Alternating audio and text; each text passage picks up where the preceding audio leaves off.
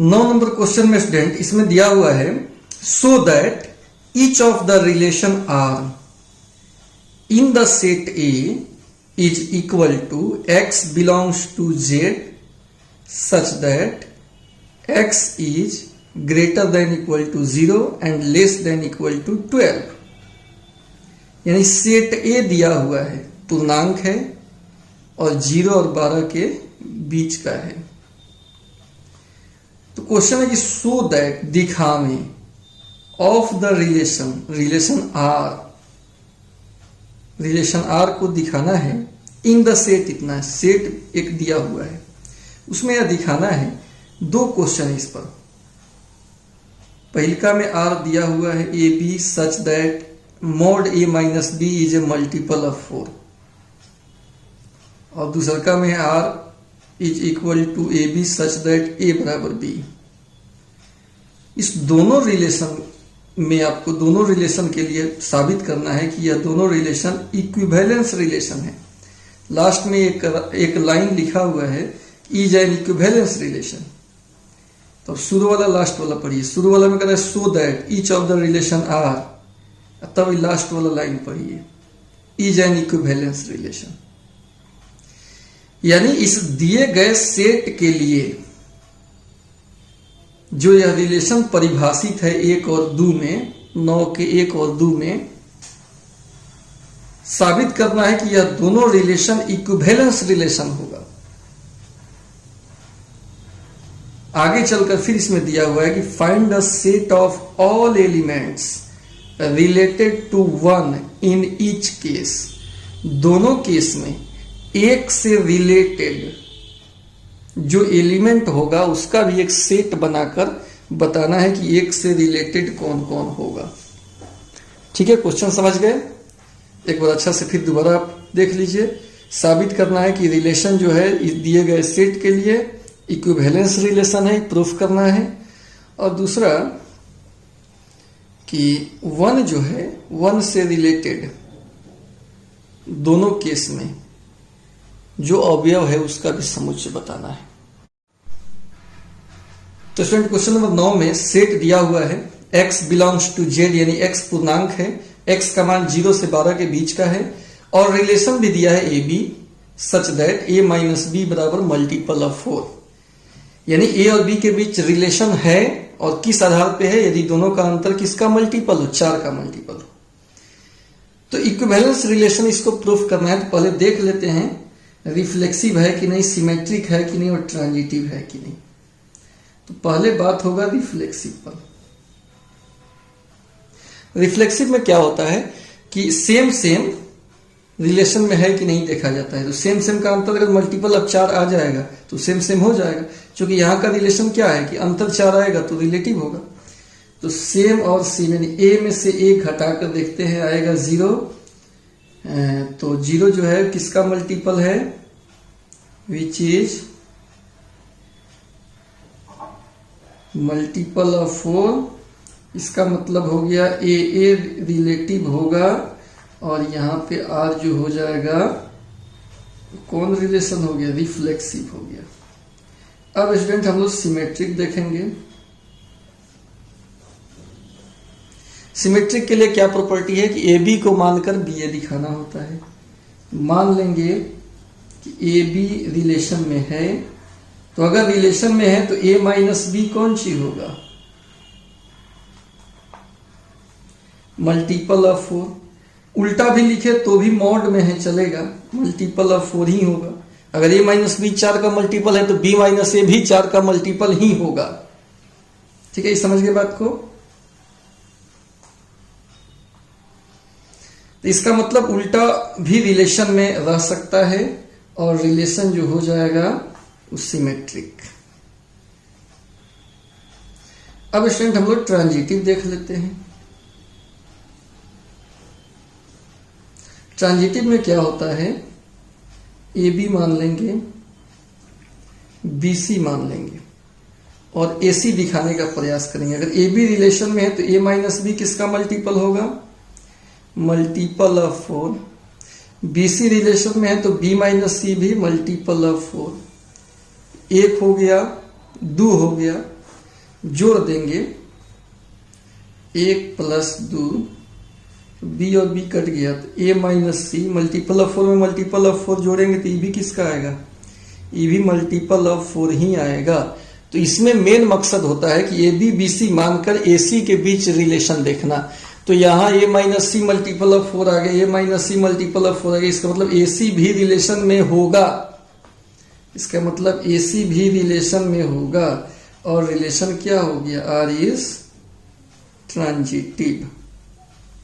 तो जो रिफ्लेक्सिव हो, सिमेट्रिक हो और ट्रांजिटिव हो उसको इक्विवेलेंस रिलेशन बोल सकते हैं। इसलिए R is an equivalence relation. एक तो स्टूडेंट प्रूफ हो गया कि इक्विवेलेंस होगा। दूसरा, वन से रिलेटेड एलिमेंट बताना है, ठीक है। तो set of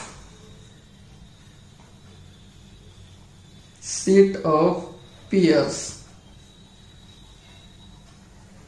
related to one से रिलेटेड पेयर का सेट आप सोचिए कि कौन कौन हो सकता है। तो वन के साथ क्या लिखें कि जिसका अंतर 4 का मल्टीपल आ जाए 0 से 12 तक में।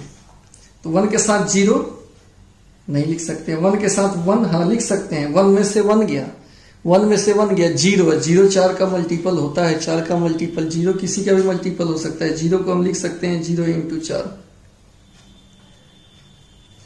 ठीक है। तो 1 1 हो गया।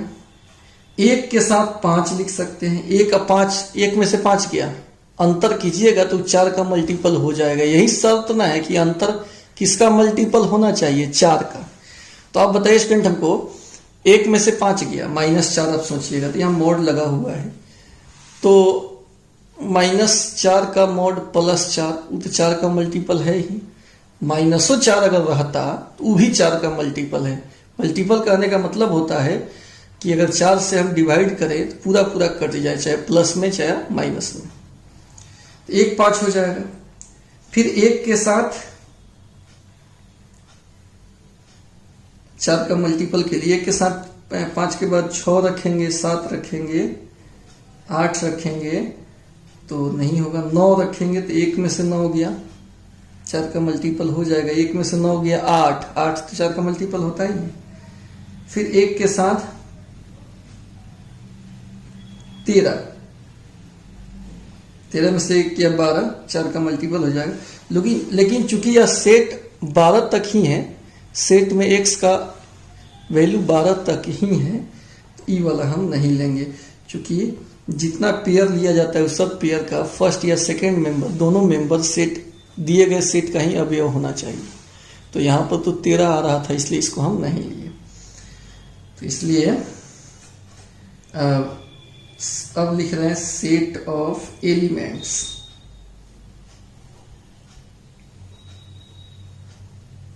रिलेटेड टू वन से रिलेटेड एलिमेंट का सेट। तो वो कौन हो जाएगा, 1 से रिलेटेड क्या है 1 है, 1 से रिलेटेड क्या है 5 है, 1 से रिलेटेड क्या है 9 है, यही हमारा आंसर हो जाएगा।